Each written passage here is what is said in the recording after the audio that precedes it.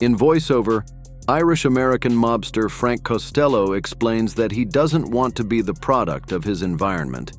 He wants his environment to be a product of him. Costello, proudly Irish, unapologetically racist, explains that what annoys him about African Americans is their refusal to realize that they won't be given anything.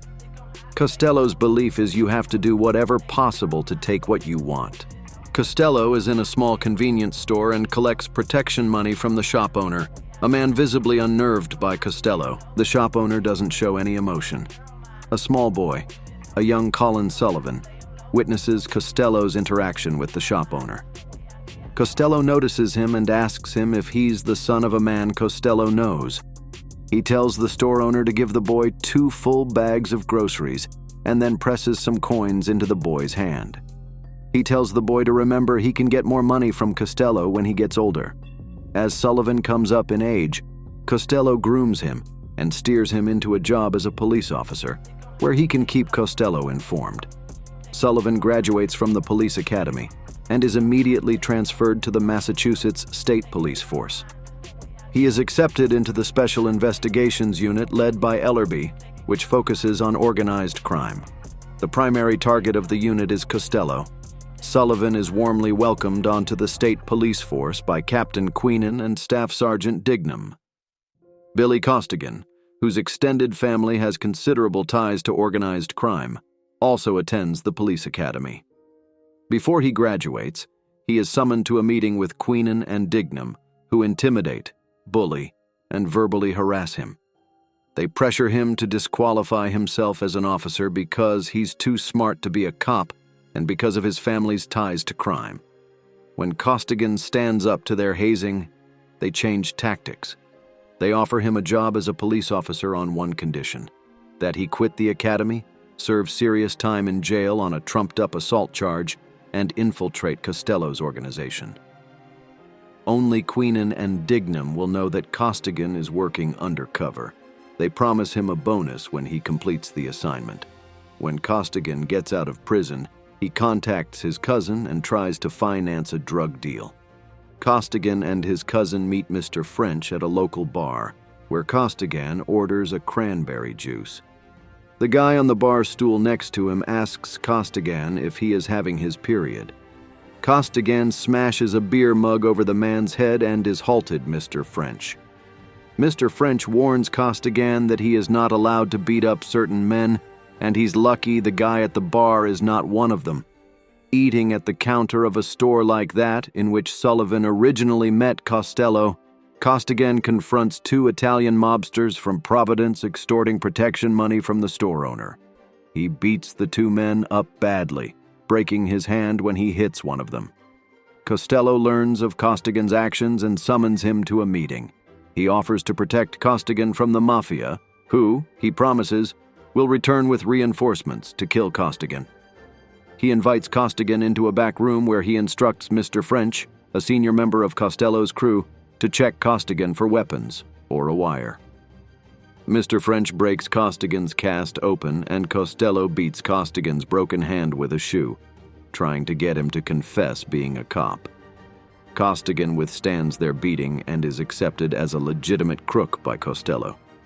Both Sullivan and Costigan gain credibility within their respective organizations. Sullivan visits a crime scene where the 2 mafia men from Providence are found. Sullivan contacts Costello, who directs him to influence the investigators away from Costello. Sullivan begins dating psychiatrist Madeline Madden. Costigan also sees her but as a client required under the terms of his probation. He also develops an attraction to her. During a deal to sell stolen missile guidance microchips to Chinese government agents, Sullivan warns Costello of the police operation, and everyone avoids police detection by boarding boats waiting at the back of the warehouse. It becomes evident to both Sullivan and Costigan that there is a mole in each other's organization, though their identities cannot be determined. Costigan talks to Dignam and threatens to leave, but Dignam tells him to come up with evidence so they can find the mole. Extremely agitated, Costigan relents. He has coffee with Madden, who plans to move in with Sullivan. Costello tells Sullivan to find the rat among his crew.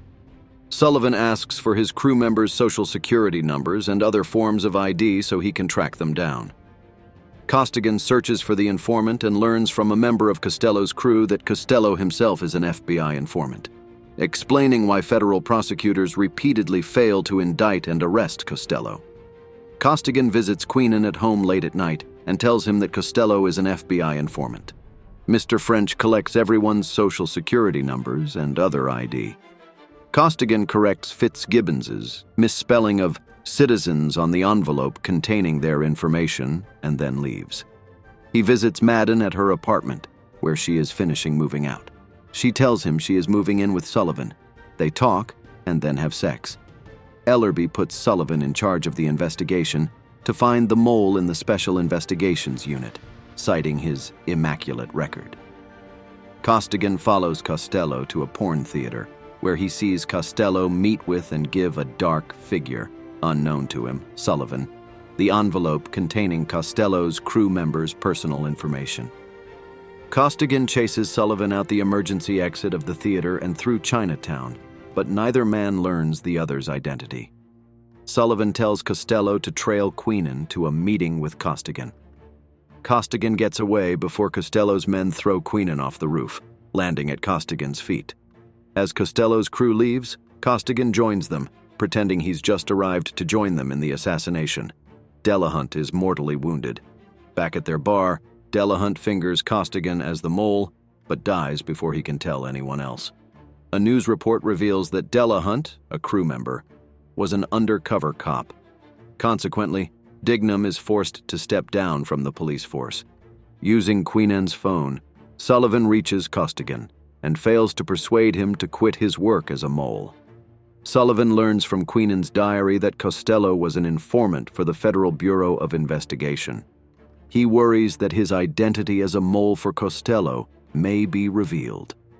With Costigan's help, Costello is traced by the police to a cocaine pickup, where a gunfight erupts between his crew and police, during which most of Costello's crew are killed. Sullivan confronts the wounded Costello, who admits he is an occasional FBI informant. Sullivan shoots him multiple times. Sullivan is applauded the next day for having killed Costello by everyone on the force. In good faith, Costigan comes to see him, seeking to get his civilian identity restored and to collect his back pay.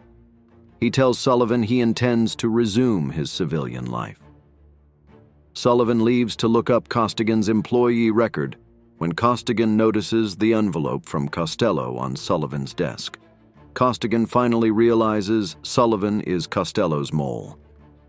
Returning to his desk, Sullivan realizes that Costigan has figured out his true identity, so he erases Costigan's employee records from the police computer system. Madeline tells Sullivan she's pregnant, but doesn't reveal who the father is. A few days later, she receives a package in the mail from Costigan addressed to Sullivan. She opens it to find it contains a CD of Costello's recorded conversations with Sullivan. Sullivan walks in as she is listening and tries unsuccessfully to assuage her suspicions. He contacts Costigan, who reveals that Costello recorded every conversation he had with Sullivan. Costello left the recordings with his attorney, who has given them to Costigan. Costigan says he wants his civilian identity back, or he will implicate Sullivan. They agree to meet on the roof of the same building where Queenan was killed. When they meet, Costigan catches Sullivan off guard and handcuffs him. As Costigan had secretly arranged, Officer Brown appears on the roof as well. Shocked to see Sullivan in handcuffs and held at gunpoint by Costigan, Brown draws his gun on Costigan. Costigan explains his actions by revealing that Sullivan is the mole. Costigan asks Brown why Dignam did not accompany him, but Brown doesn't answer. Costigan leads Sullivan to the elevator, and Brown takes the stairs to follow them. When the elevator reaches the ground floor and the doors open, Officer Barragan shoots Costigan in the head. When Brown arrives, Barragan kills him too. Barragan reveals to Sullivan that Costello had more than one mole in the police, and that Costello was going to give both of them up to the FBI. When Barragan momentarily turns, Sullivan shoots him in the head. At police headquarters, Sullivan concocts a story to protect himself, identifying Berrigan as the mole, and recommends Costigan for the Medal of Merit. At Costigan's funeral, Sullivan and Madeline stand by the grave. Sullivan attempts to talk to her, but she ignores him. As Sullivan enters his apartment, he is met by Dignam, who shoots and kills him. As the frame drifts up to the window and the gold dome of the Massachusetts State House in the background, a rat scurries along the balcony railing.